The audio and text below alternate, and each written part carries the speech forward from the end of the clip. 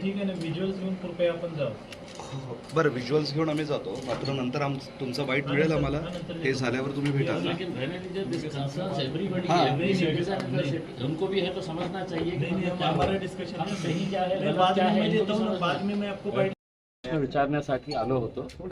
या शहरामध्ये दोन वेगवेगळे कायदे आहे का? तर एक आमच्यासाठी वेगळा कायदा आहे की ज्याच्यामध्ये रात्री 3 वाजता आपली पोलीस फोर्स तयार करून आपलं सगळं अतिक्रमण विभागाच्या अधिकाऱ्यांना बोलवून सकाळी 6:30 वाजता. तर दुसरा एक मुद्दा हे होतं, आमच्याकडे ही काय खूप सारे एव्हिडन्सेस होते की जे दुसऱ्या पक्षातले जे कॉर्पोरेटर्स आहेत जे निवडून आलेले आहे आणि त्यांच्या डॉक्युमेंट्स जे आहे ते डॉक्युमेंट्स महानगरपालिकेने आपल्या लेटर हेडवर दिलेले आहे की हे इलिगल कन्स्ट्रक्शन्स आहे, अनधिकृत बांधकाम आहे.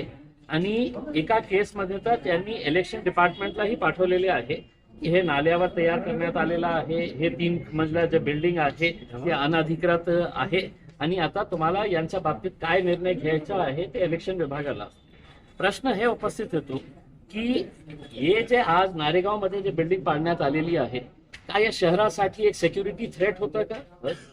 काही मोठा घातपात होणार होता म्हणून रात्री हे काढण्यात आलं.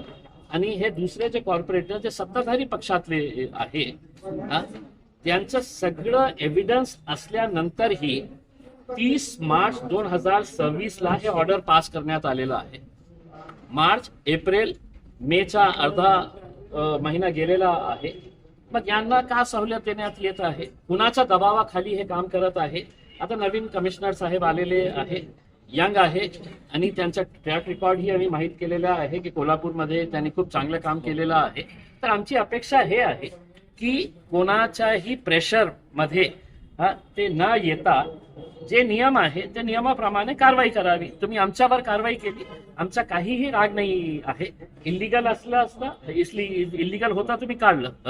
पण आता आम्हाला हे सांगा की या शहरामध्ये एकच इमारत इल्लीगल होती का? आता सगळं काही संपलेलं आहे असं नाही आहे. आता दुसऱ्यांवर ही कारवाई तुम्ही कधी करणार हे आम्ही विचारण्यासाठी आलो होतो. आणि आता एक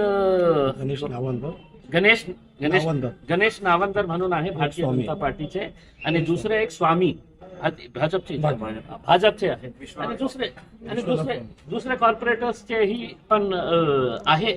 आता कमिशनर साहेबांनी आम्हाला सांगितलेलं आहे की ज्यांचे आहे आम्ही सगळं काढणार आहे, बघणार आहे आणि आम्ही त्वरित त्याच्यावर ऍक्शन घेणार आहे. आता त्वरित म्हणजे किती दिवस ते लागणार आहे त्याचं उत्तर ते सगळे डॉक्युमेंट्स मध्ये आहे. ते पिक्चर ते लिहिलेलं आहे. टाउन प्लॅनिंग डिपार्टमेंट आणि झोनल अधिकारी जे आहे अतिक्रमणचे त्यांनी लिहित मध्ये दिलेले आहे की स्थळ पाहणी केल्यानंतर हे निष्पक्ष येतो की हे इल्लीगल कन्स्ट्रक्शन आहे, नाल्यावर बांधण्यात आलेलं आहे, टपरीची जागा आहे आणि त्यावर 3 मजला इमारत उभे करण्यात आलेली आहे. आणि जेव्हा तिथे कारवाई करण्यासाठी लोक जात होते तर 2 नेते आहे या शहरातले ते त्यांना फोन करून परत पाठवायचे अशी तक्रार आलेली आहे. आम्ही त्यांना सांगितलेले आहे की नेत्यांच्या बोलण्यावर तर चालणार नाही ना शहर. जे नियम आहे त्या नियमाप्रमाणे चालणार आहे. म्हणून त्यांनी आम्हाला आश्वासन दिले आहे. ज्या पद्धतीने नारेगावची कारवाई तात्काळ झाली त्या पद्धतीने तात्काळ कारवाईकडे संबंधित तक्रार केल्यामुळे होईल का? नाही, आम्ही त्यांना हे प्रश्नही विचारलं की तुम्ही या दिवसाची वाट का बघत होते की इम्तियाज जलील येणार आणि तुम्हाला तक्रार देणार? मी काय दिलं? त्यांचेच डॉक्युमेंट्स त्यांना दिलं. माझे डॉक्युमेंट्स नाही होते, त्यांचेच डॉक्युमेंट ज्याच्यामध्ये त्यांनी स्पष्ट दाखवलेले आहे की मतलब लिहिलेले आहे की हे अनधिकृत आहे. आणि त्यांनी इथपर्यंत थांबलं नाही, त्यांनी इलेक्शन डिपार्टमेंटलाही ते पत्र पाठवले आणि इलेक्शन डिपार्टमेंटला सांगितलं की हे इल्लीगल आहे, आता तुम्हाला याच्या बाबतीत काय निर्णय घ्यायचा आहे तुम्ही घेऊ शकता. म्हणजे सगळं मॅनेजच आहे का?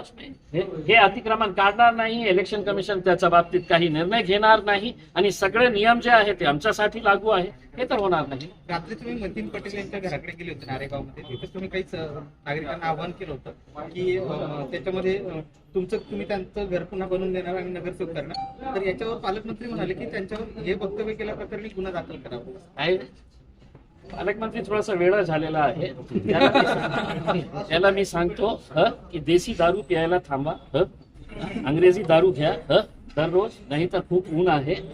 बडबड बडबड करण्याची एक मर्यादा असते, थोडासा त्यांनी संयम बाळगावा.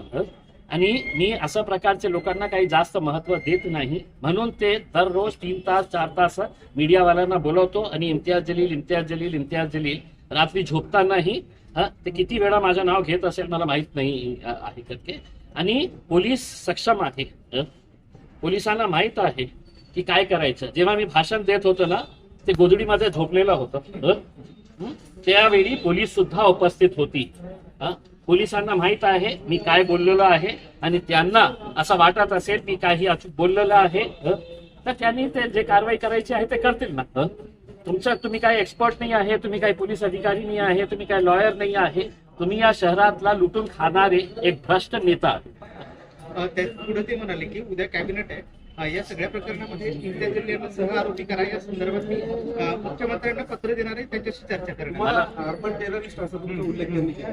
फक्त अर्बन टेररिस्ट नाही केलं त्यांनी मला काय जिहादी, अर्बन टेररिस्ट, निजामाची औलाद, मी त्यांना फक्त एक हे बोलतो की टेररिस्टची स्पेलिंग त्यांनी लिहून दाखवावी. टेररिस्ट जे शब्द आहे ना त्याची स्पेलिंग त्यांनी लिहून द्या. हे माझ्या शहराच्या जिल्ह्याचा दुर्दैव आहे की अशा प्रकारचा पालकमंत्री आम्हाला लाभला आहे, ज्यांनी काय काम केलं मागच्या इतक्या वर्षामध्ये, तर फक्त लुटून खाण्याचं काम केलं त्यांनी.